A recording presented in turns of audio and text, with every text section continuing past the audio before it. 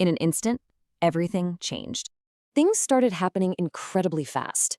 At 9:23 in the morning, Captain Jason Dahl gets this text message, a warning about the World Trade Center.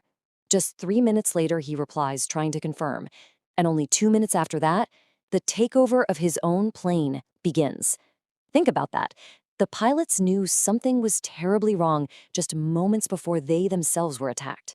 As the hijackers stormed the cockpit, air traffic controllers down in Cleveland picked up these absolutely chilling sounds. They could hear a struggle, and then they heard the voice of Captain Dahl himself.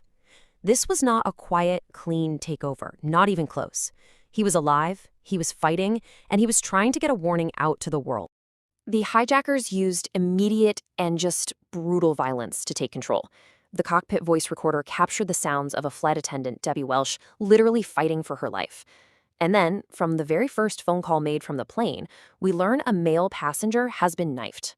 Investigators believe this was Mickey Rothenberg, a man who, by all accounts, was not the type to sit by quietly.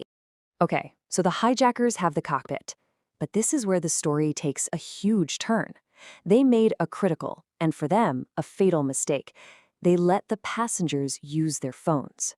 And that one decision, well, it turned a plane full of hostages into an informed and very dangerous resistance. Over 35 phone calls were made from the back of that airplane. Passengers and crew were calling their families, they were calling officials, they were calling anyone they could to figure out what on earth was going on. And through those calls, they started to piece together a puzzle that no one in history had ever faced before. Let's look at the calls from one passenger, Tom Burnett, to his wife, Dina. These were absolutely pivotal. See, he wasn't just calling to say goodbye. He was gathering intel. His first call, he reports the hijacking. But on the second call, Dina tells him about the towers, and you can almost hear the gears turning. He starts asking questions. Who did it? How many planes? He's analyzing the situation in real time.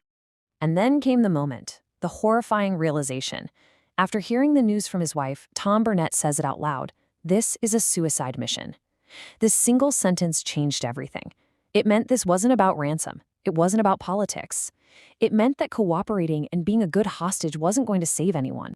So they know the truth. They know doing nothing means certain death and a catastrophe on the ground. The fate of everyone on that plane, and who knows how many others, now rested on the shoulders of these strangers.